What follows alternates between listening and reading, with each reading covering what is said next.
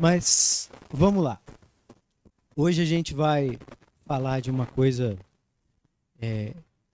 muito importante para nós, obviamente, que está muito linkada com o que a gente tratou na nossa semana de oração, com aquilo que o pastor tem tratado às quintas-feiras aqui, na exposição da carta de João, sobre essa questão da fraternidade, como nós nos relacionamos com o outro. E pensando nisso, hoje a gente vai falar do tema, ou vamos falar de coisas que são essenciais para nós, enquanto servos do Senhor, ao sairmos da nossa casa para começarmos o nosso dia. E eu queria que você imaginasse comigo ou refletisse comigo no seguinte: quando a gente sai de casa para começar o nosso dia, você e eu, nós não saímos de qualquer jeito, não é? Eu e você, nós nos preparamos para sair da nossa casa, para começar esse dia. A gente veste, obviamente, uma roupa apropriada para o dia que nós estamos para viver. A gente leva um monte de coisas conosco, coisas que são essenciais, coisas que são importantes para que a gente consiga, então, viver ou fazer aquilo que nos é proposto por Deus, pela vida, pela nossa família, pela sociedade naquele dia. Então, por exemplo, o que você leva consigo, o que você traz consigo para começar o seu dia? Você leva o seu celular para começar o seu dia? Com certeza, né? Hoje a gente quase que nem consegue viver uma vida sem um smartphone, um celular. Então a gente se prepara para sair da nossa casa, para viver o dia que Deus nos dá pela sua graça, e a gente, certamente, você pega e leva o seu celular.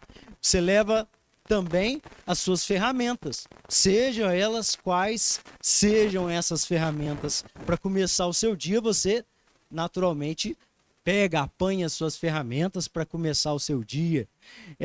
Por exemplo, sua carteira, né? Principalmente para nós homens, né? Essa questão da carteira é uma coisa muito importante para nós. A gente rapidamente, ao sair de casa, já grita para a esposa: cadê minha carteira? Que a gente nunca sabe onde é que está, né? Amém? Nunca sabe onde é que está. Mas a esposa, cadê minha carteira? Cadê minha chave? Eu preciso dessas coisas. Ou seja, o que eu estou querendo dizer com isso?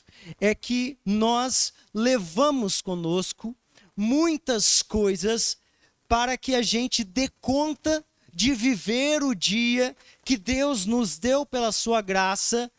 Nesse dia que nos é proposto, a gente precisa de muitas coisas e nós carregamos essas coisas. Por quê? Porque para nós, para o nosso dia, para aquilo que vamos viver, essas coisas, seja o nosso celular, seja o nosso computador, seja uma ferramenta mesmo, né, uma chave de fenda ou coisas do tipo, a nossa carteira, a nossa chave, essas coisas, elas são essenciais para que a gente possa viver e conseguir alcançar os objetivos propostos a nós naquele dia.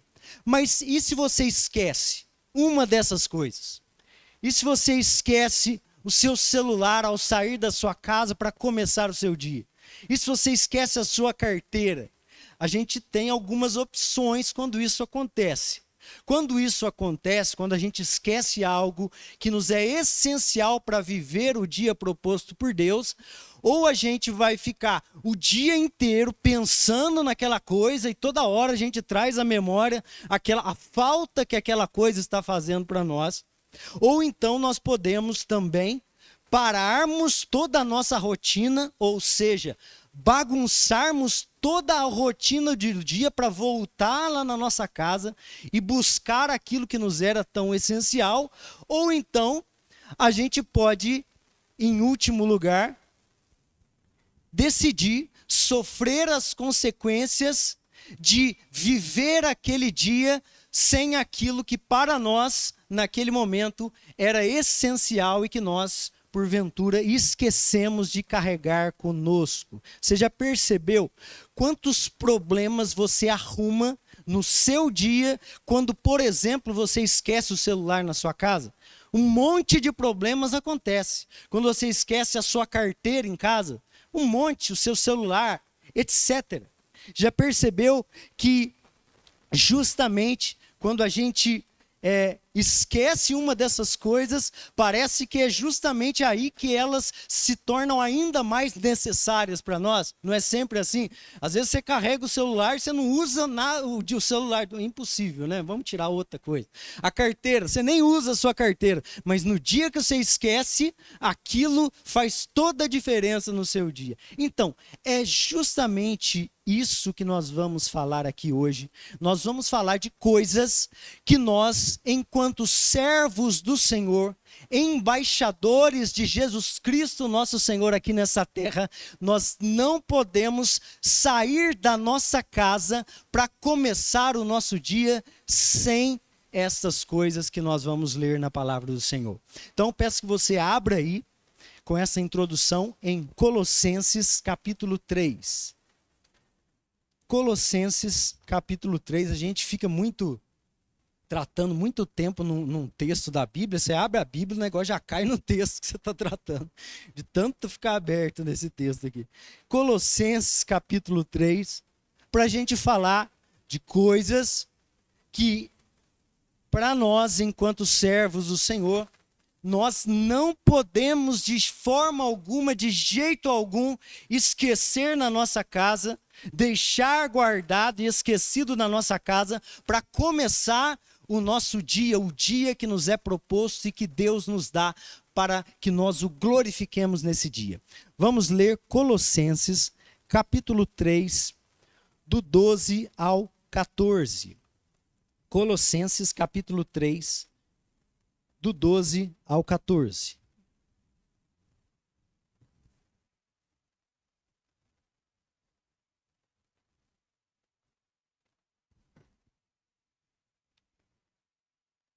Diz assim então a palavra do Senhor para nós.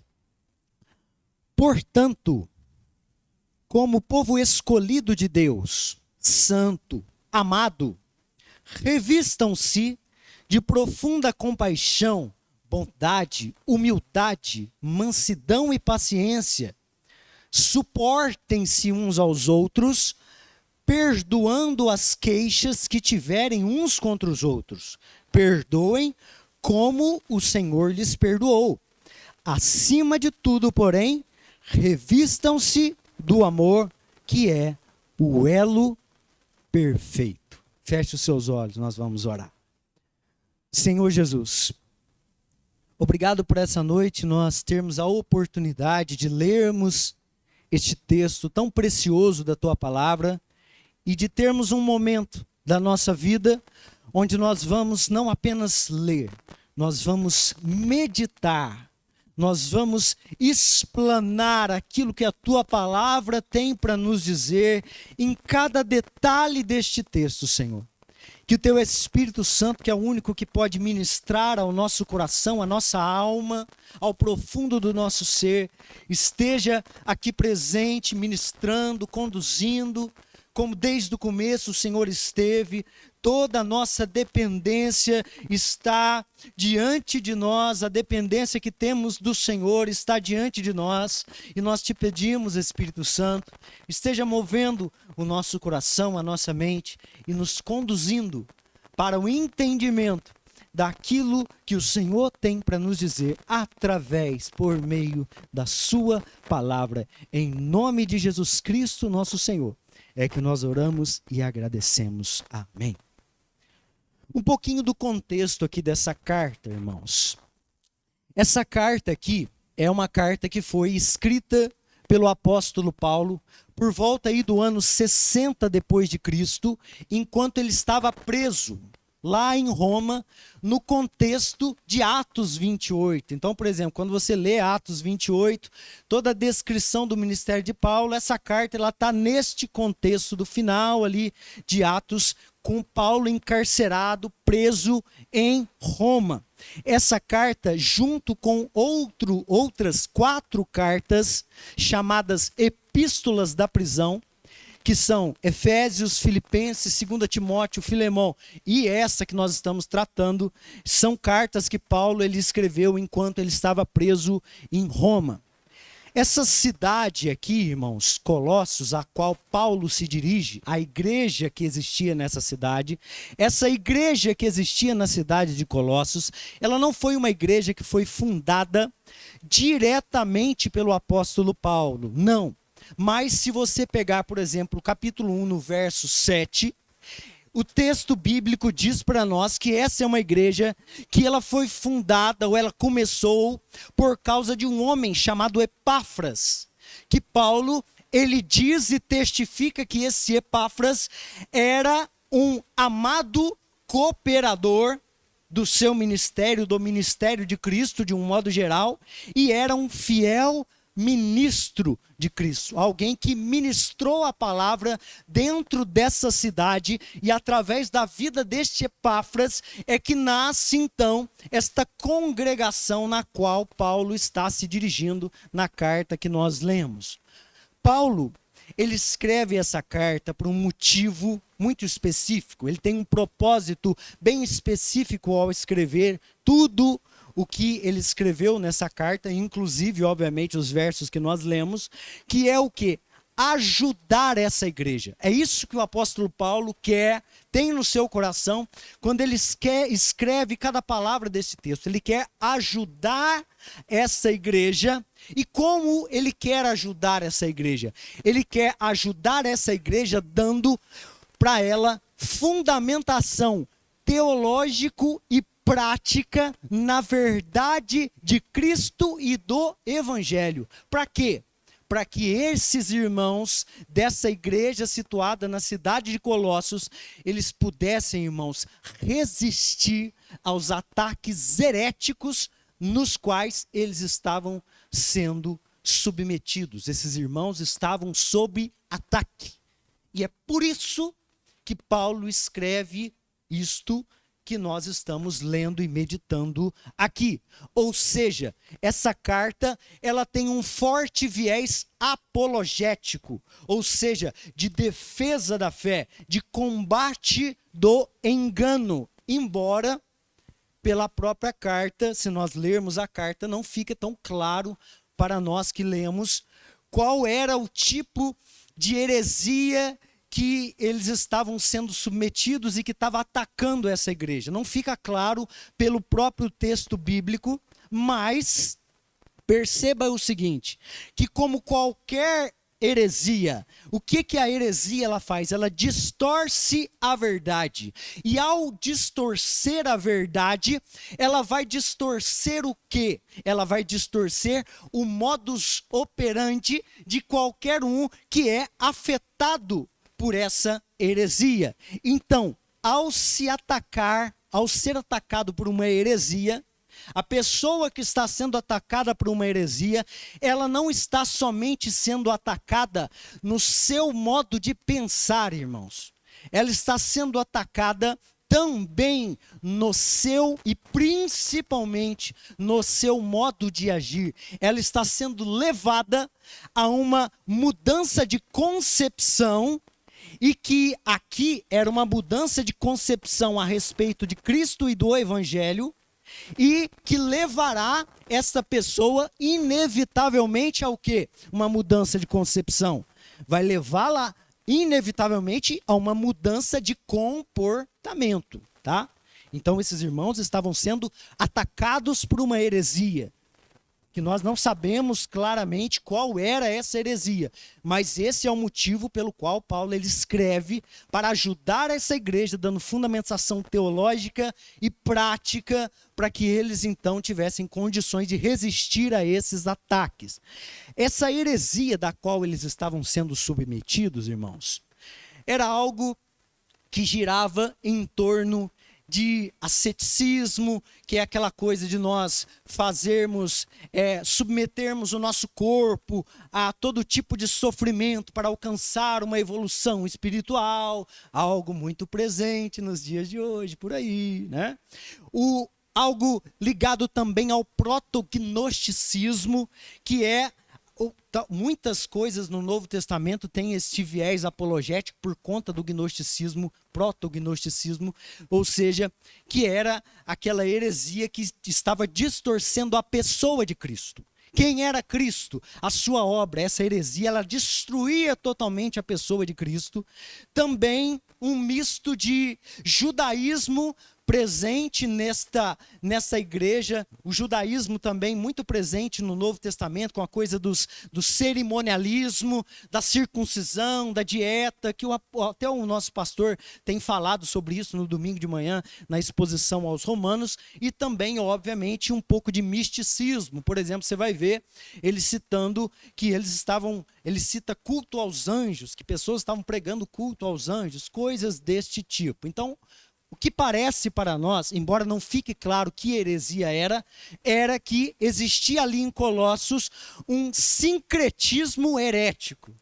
Sincretismo religioso, a gente já sabe que isso é uma coisa do diabo. Então imagina um sincretismo herético. Nós vamos pegar de tudo que é mais de ruim e vamos juntar tudo e fazer uma coisa. Então, o que nos parece, se você ler essa carta com todo cuidado na sua casa, você vai perceber isso de uma maneira muito clara. Então, o que Paulo ele faz para ajudar essa igreja a não ser enganada, seja qual for a heresia que estava sendo infiltrada ali naquela igreja? O que ele faz? Ele fundamenta essa igreja na verdade de Cristo e no Evangelho, para que isso os leve automaticamente a uma prática correta da vida cristã. Esse é o método do apóstolo Paulo. E essa é a parte da carta da qual nós estamos especificamente, onde a concepção correta naturalmente vai levar à prática correta. E nisso aqui nós temos uma lição importantíssima sobre combater o ensino herético com Paulo.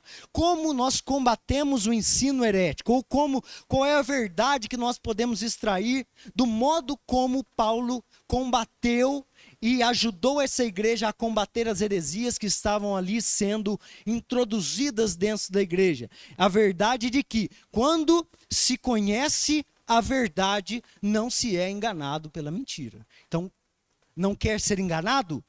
Conheça a verdade que está em Cristo Jesus, conforme foi revelada por ele e pelos seus apóstolos. Então, dentro dessa fundamentação em Cristo e no Evangelho que Paulo estava fazendo, Paulo aqui nesse texto, ele começa a dar instruções. Quais instruções? Sobre como deveria ser a maneira de viver daqueles que foram alcançados por Cristo. Quem eram estes, nas palavras de Paulo, que foram alcançados por Cristo? Ele vai dizer que essas pessoas que foram alcançadas por Cristo eram o povo santo, amado e escolhido de Deus.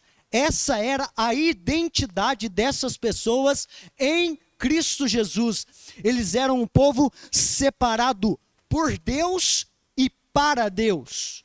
Eles eram um povo que eram objeto do amor de Deus e que foram escolhidos em Cristo Jesus por meio da fé para fazer parte deste povo santo e amado por Deus. Essa era a identidade dessas pessoas, como da mesma maneira também o é de cada um de nós. Essa é a nossa identidade. Nós somos povo de Deus, nós somos povo santo de Deus, nós somos povo que é objeto do amor de Deus e nós somos povo que foi escolhido por Deus em Cristo Jesus por meio da fé. Então esse é o motivo pelo qual ele vai dizer tudo o que ele vai dizer especificamente. Gustavo, se você puder deixar o texto aí para nós, versículo 12, fica mais fácil da gente discorrer aí sobre o tema, tá? Então esse é o motivo, porque essa era a identidade dessas pessoas, por isso ele vai dizer o que ele vai dizer nos versos que seguem. Então Paulo começa os versos que nós lemos com a palavra portanto, que indica o quê? Uma conclusão lógica do que ele está falando, uma conclusão lógica com base naquilo que ele disse anteriormente, ou seja, por causa daquilo que hoje eles eram em Cristo Jesus, da sua identidade, eles deveriam se revestir de algumas coisas que eram essenciais para eles por estarem em Cristo Jesus. Fazendo um trocadilho, Paulo, ele vai falar de coisas que eram essenciais a eles e para qualquer um que saísse, figuradamente falando, para viver a vida cristã. Neste trecho da carta, irmãos, ele vai dizer de coisas que qualquer cristão deveria carregar consigo, da mesma forma que nós nos preparamos para começar o nosso dia, levando conosco todas as coisas que nos são essenciais e imprescindíveis para que nós vivamos-lo da melhor forma possível. Ou seja, ele está trabalhando na concepção dessas pessoas para fundamentar a prática das mesmas. Então, essas coisas que os cristãos deveriam carregar consigo, ele vai dizer que eles deveriam se revestir dessas coisas. A palavra revestir, o termo revestir, irmãos, é literalmente mesmo, é entrar em uma veste. Então, perceba o seguinte, da mesma forma que eu e você, nós nos vestimos todo dia, vestimos a nossa roupa para cobrir a nossa nudez, as nossas vergonhas, para proteger o nosso corpo, para nos enquadrarmos e nos identificarmos no mundo em que nós vivemos e com aquilo que nós fazemos. Nós cristãos deveríamos nos vestir logo ao acordarmos primeiro, de profunda compaixão, ou ternos afetos de misericórdia, dependendo da sua tradução. O significado original de profunda compaixão é um afeto interior acompanhado de graça e misericórdia. Ou seja, o que ele está querendo dizer? Com profunda compaixão. Ele está falando da capacidade de se compadecer do outro e se sentir motivado a ajudá-lo. Jesus disse algo muito importante sobre isso em Mateus, capítulo 5, versículo 7, lá no famoso Sermão do Monte, onde ele diz: bem-aventurado, mais que felizes são os misericordiosos, pois receberão misericórdia. A segunda coisa que Paulo nos exorta a literalmente vestir, revestir, carregar conosco é a bondade, que é a inclinação ou a disposição para fazer o bem, seja o bem de um modo geral ou ao bem concernente a uma outra pessoa. A terceira coisa que ele nos exorta a revestirmos logo pela manhã é da humildade. Humildade aqui é uma atitude mental que jamais se deixa levar pela arrogância, pela soberba, e que, aplicada a nós, somente a nós, também tem o sentido de ter consciência das suas próprias limitações. Ou, por exemplo, segundo o dicionário de Strong, humildade aqui nesse texto é o senso profundo da sua própria insignificância. Olha como Strong ele é bem taxativo ao definir o que é humildade dentro desse texto. Então, a melhor maneira de nós conhecermos a nossa própria insignificância e limitação, qual é? É conhecendo a Deus e andando com Deus. Porque quando você conhece a Deus e anda com Deus, Ele se torna o que para você? Ele se torna o padrão de tudo. E não você e não outra pessoa como você, pecador como você. E quando nós estamos diante de Deus, andando com Deus, contemplando a Deus, a nossa insignificância fica mais evidente a cada dia. Então, esse é um método extremamente eficaz de trabalharmos na nossa própria soberba e arrogância, andando com Deus. Não dá, irmãos, não dá para você andar com Deus e andar com a arrogância ao mesmo tempo. Por quê? Porque o próprio Deus te constrange de tal maneira que as suas próprias limitações ficam evidentes para você. A quarta coisa que ele nos manda revestir, vestir, carregar conosco para começar o nosso dia é mansidão. Mansidão tem a ver com o quê? Tem a ver com a resposta que nós damos ao outro. Mansidão tem a ver com a resposta que nós damos ao outro. Seja esse outro Deus ou seja qualquer outra pessoa. Mansidão fala de quê? Fala de uma índole pacífica, calma, serena, branda, que está falando de uma predisposição à paz, à concórdia, à harmonia.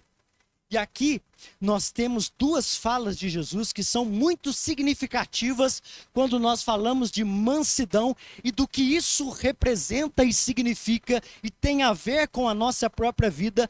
Também lá no Sermão do Monte de Mateus capítulo 5, que ele diz: bem-aventurados os mansos, pois herdarão a terra. E ainda, bem-aventurados os pacificadores, pois serão chamados filhos de Deus. Mansidão, nós precisamos carregar isso conosco ao começar o dia que Deus nos dá pela sua graça. Mas não só mansidão, nós também precisamos de algo fantástico e necessário e que nós temos um tremendo problema com ele, que é a paciência, irmãos. Paciência. A palavra grega para paciência é uma palavrinha que chama macrotúmia. A Nani que gosta de me ouvir falar sobre macrotúmia. Que é macrotúmia, a palavra designada para paciência. Ela é uma palavra que é formada, na verdade, por dois termos gregos, irmãos. A palavra macros, que a gente pode ter uma concepção bem fácil do que é macros, né? Traz a ideia do quê? De algo longo, de algo extenso, grande, prolongado, demorado. E a junção da palavra tumus, que quer dizer ou significa raiva, fúria, ira, paixão. Ou seja, macrotúmia é o quê? É essa ira ou essa raiva que demora muito para acontecer. Ou um estado de ira que é difícil de ser despertado. É aquilo que popularmente a gente chama de pavio longo. É isso que Paulo está exortando a cada um de nós a levarmos conosco quando nós começamos o nosso dia. Vou te dar um remedinho para isso, se você tem problema nesse ponto, que é o seguinte: para ira e fúria, tome macrotúmia,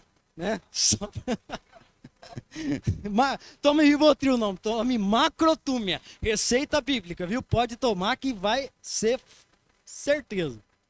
Só para da gente dar uma descontraída, né? Agora, presta atenção aqui.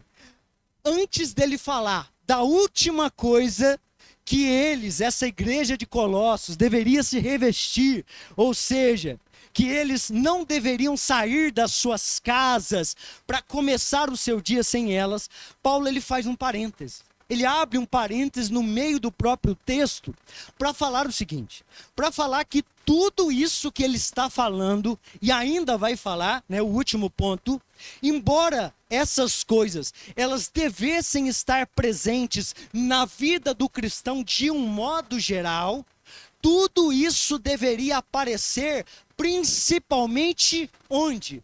Dentro da comunidade de fé, ou seja, entre os irmãos.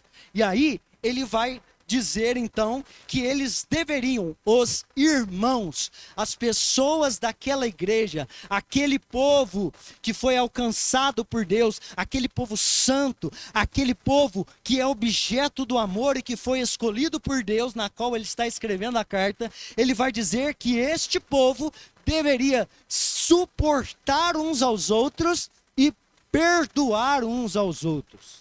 Olha que interessante.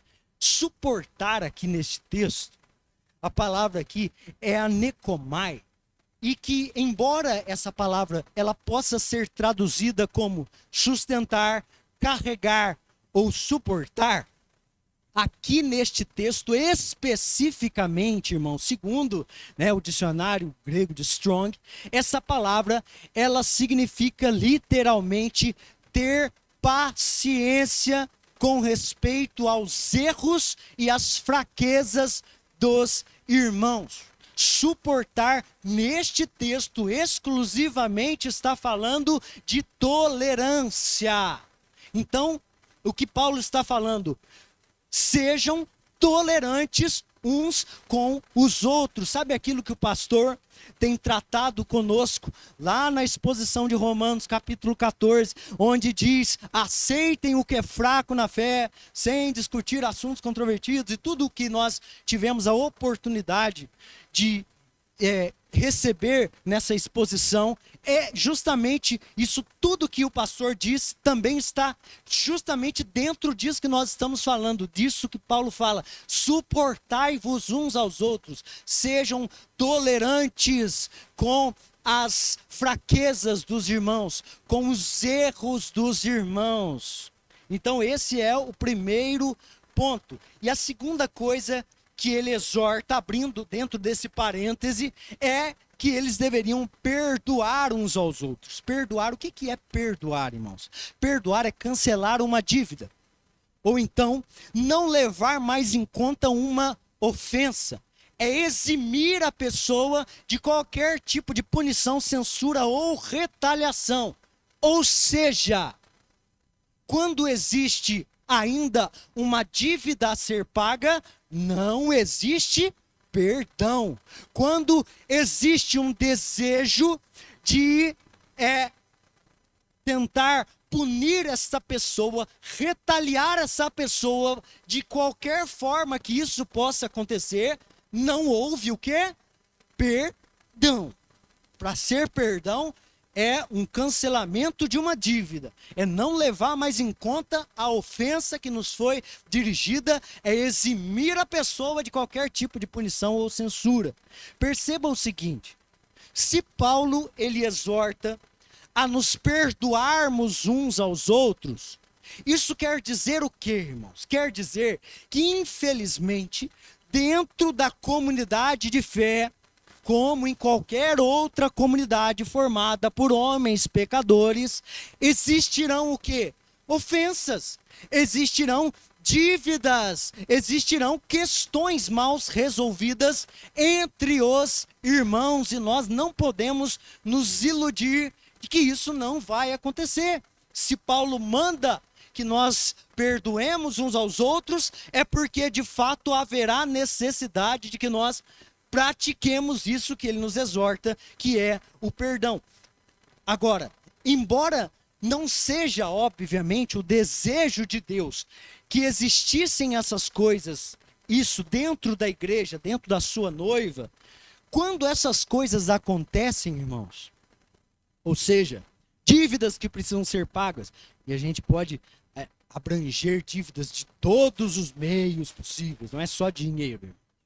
Quando existem ofensas que são cometidas, quando existem questões entre nós, irmãos, quando existem essas coisas, que obviamente Deus não deseja que elas existissem, mas quando elas existem, são oportunidades que nós temos também para exercermos o nosso cristianismo com os nossos irmãos. Olha que coisa fantástica, se você for um instrumento de Deus para ensinar a igreja dele o que é o perdão, quando você tiver algum entrave com o seu irmão. Se vocês dois, ao tiverem isso, forem submissos à vontade de Deus, ao Espírito Santo, e sejam então um exemplo do que é o perdão que ele manda nos perdoar uns aos outros, sejam um instrumento de Deus. Por quê? Porque nós não podemos nos iludir. Essas coisas vão acontecer, irmãos.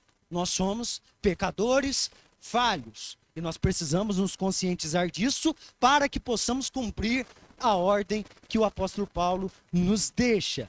Porque nós, seres humanos, agora aqui, irmãos, é interessante o seguinte, que nós, seres humanos, nós temos uma triste tendência de irmos para o outro extremo da tolerância, que é o seguinte: quando o assunto é tolerância, a gente até tolera muito bem até aqueles que são de fora da nossa família. mas somos absolutamente intolerantes com as pessoas da nossa própria casa, da nossa própria família. E eu já até preguei sobre isso, né, nessa igreja aqui, com o tema família, o lugar da intolerância. Por quê? Porque muitas vezes isso, infelizmente, se aplica perfeitamente dentro do nosso meio. Às vezes a gente tolera tudo daqueles que estão lá fora, mas somos absolutamente intolerantes com as pessoas que estão do nosso lado, que são os nossos irmãos, né? Eu falei aqui na semana de oração, essa palavra irmão é uma palavra muito forte. Olhe para aquele que está do seu lado e tente conceber as pessoas de fato como um irmão, como alguém da sua família, porque senão será uma palavra que perdeu o significado para mim e para você, se nós dizermos isso sem entendermos o que ela de fato significa.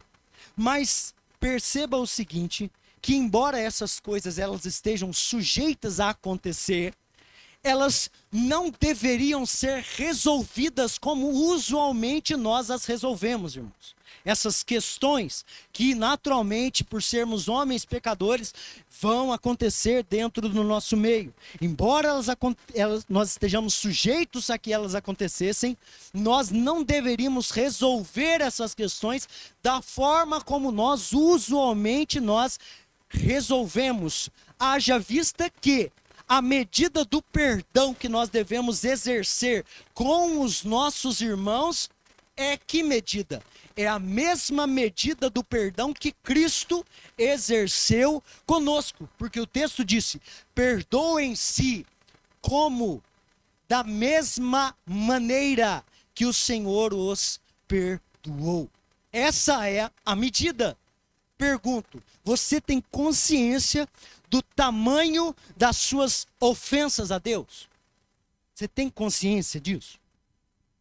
Então, se você tem esta consciência, que eu creio que você tenha, você sabe que, por mais terrível que seja a atitude de um irmão para com você, essa atitude, por mais terrível que ela seja, ela nunca superará todo o peso de todos os seus pecados a Deus.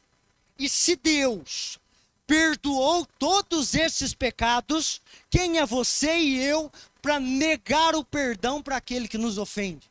Então, o próprio perdão da qual fomos perdoados por Deus nos conduz a sermos pessoas perdoadoras. Isso é a consequência natural de entendermos quem éramos, o que fazíamos, ou seja, entendermos o Evangelho.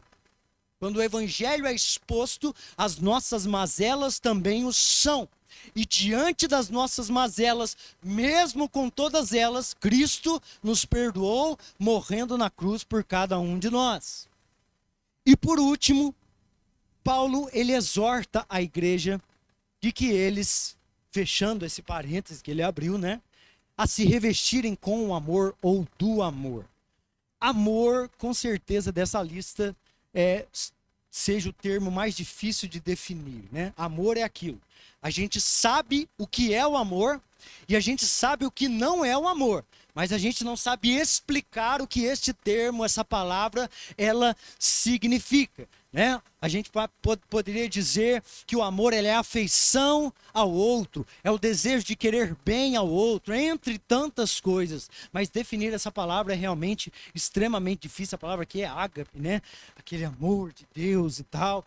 Então é uma coisa bem complexa. Mas o que é importante? Não é a definição do amor. Porque, como eu disse, a gente sabe o que é o amor e o que não é o amor. Isso a gente sabe perfeitamente, embora a gente não saiba definir com palavras.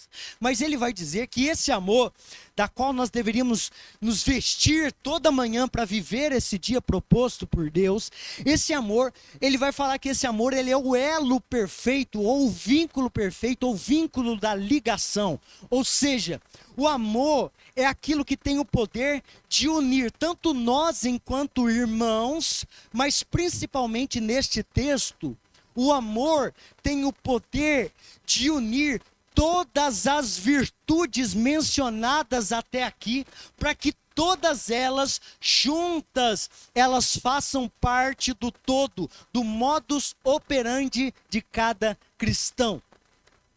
Para você entender, entenda o seguinte, que nós, enquanto cristãos, irmãos, nós não precisamos de uma dessas virtudes. Nós não precisamos de duas dessas virtudes. Nós, enquanto cristãos, nós não precisamos de três dessas virtudes para vivermos o dia proposto por Deus a cada manhã. Nós precisamos de todas essas virtudes.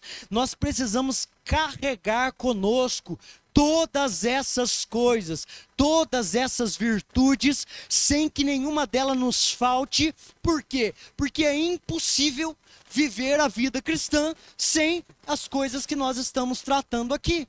É possível viver a vida cristã sem amor? Não tem jeito.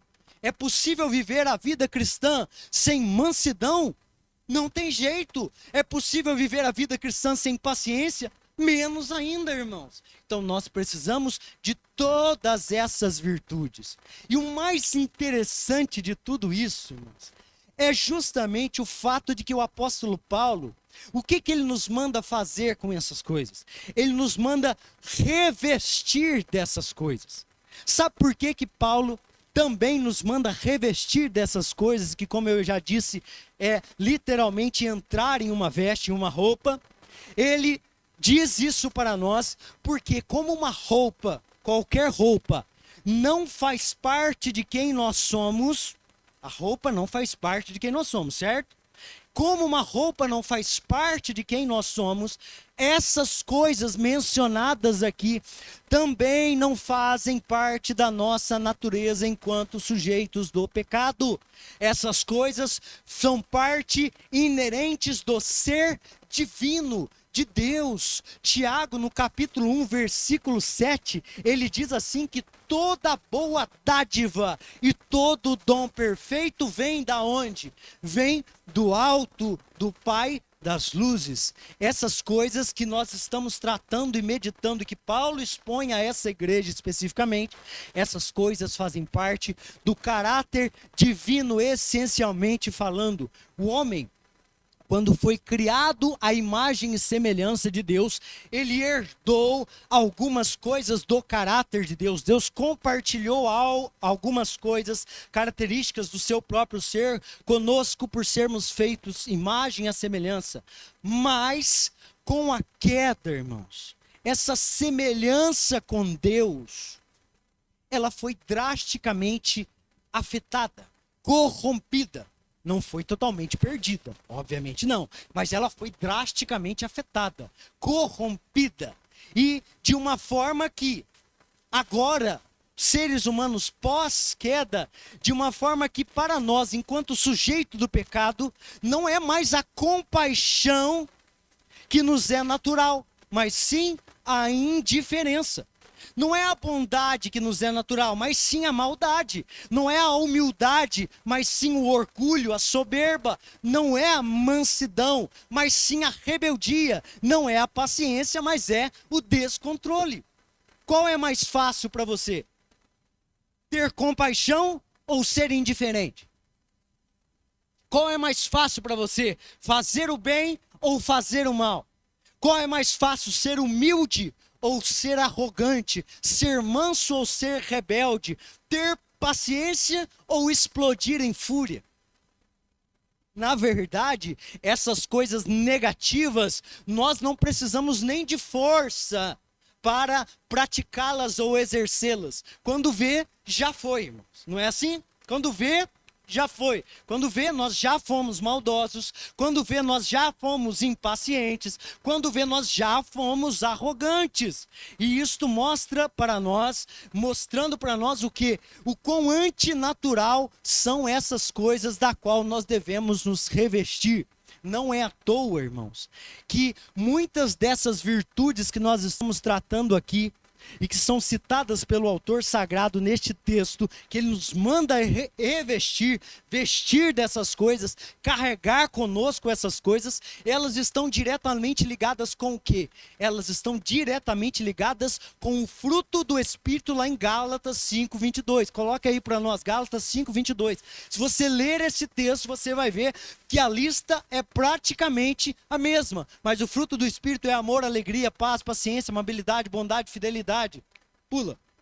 Mansidão, domínio próprio. Contra essas coisas não há lei. Você percebeu? É praticamente a mesma lista. E o que isso mostra para nós sobre o texto que nós estamos tratando? Com as coisas que Paulo nos está exortando a vestirmos, carregarmos conosco. Mostra que essas coisas, elas têm origem divina. E nós não vivemos essas coisas, irmãos, por nós mesmos, pela força do braço. Mas nós vivemos essas coisas mediante a ação do Espírito Santo sobre nós, que é o resultado direto do quê? Do nosso relacionamento com Ele e de quanto de fato Ele exerce influência sobre a nossa vida, sobre quem somos e o que fazemos.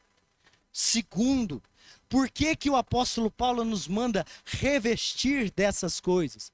Porque mesmo a roupa comum, não sendo parte essencial de quem nós somos, não é, faz parte, nós usamos, mas não faz parte do que somos. De tanto nós usarmos um determinado tipo de roupa, o que acontece? Nós passamos automaticamente a sermos identificados pela roupa que nós vestimos. Então, se eu e você, de tanto usarmos, carregarmos conosco, cada uma dessas coisas, de tanto usarmos a roupa da compaixão, da bondade, da humildade, da mansidão, da paciência e do amor, que são as verdadeiras roupas que nos assemelham a Deus e nos identificam como servos de Deus, nós poderemos também sermos identificados pela roupa que nós estamos usando nesse ponto, simbolicamente falando. Ainda que essas coisas, como eu disse e afirmei, não são parte essenciais de que nós somos por causa do pecado, se nós, pelo uso constante desta roupa, da roupa de virtudes que Paulo descreve nesses versos que nós estamos estudando, meditando e explanando, pelo uso constante dessa roupa de virtudes, nós poderemos sermos identificados por essas coisas, nos identificando com o próprio Cristo. Sempre que eu tenho a oportunidade de dizer, eu digo, a roupa do cristão não é outra senão o caráter de Cristo imprimido nele. Essa é a roupa do cristão. Para a gente fechar essa mensagem, o que fica para nós de tudo que nós falamos?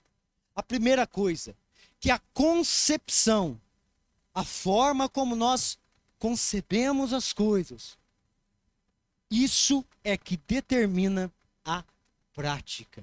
E é justamente aí que o apóstolo Paulo entra, fundamentando essa igreja na verdade de Cristo, para que, ao fundamentar essa igreja na verdade de Cristo, ele pudesse moldar a prática dessas pessoas conforme a verdade que lhes estava sendo revelada.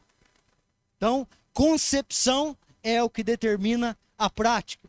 Segunda coisa, para viver a vida cristã de cada dia, é necessário que nós vistamos uma roupa apropriada para superar os obstáculos e as exigências dessa vida que em Cristo nos é proposta a cada manhã. Terceiro, a cada parte dessa roupa de virtudes apresentada pelo apóstolo Paulo à igreja de Colossos, e que depois de 2000 anos está sendo apresentada para nós mais uma vez aqui nessa igreja, cada uma dessa parte é indispensável para a gente viver esta vida que em Cristo nos é proposta.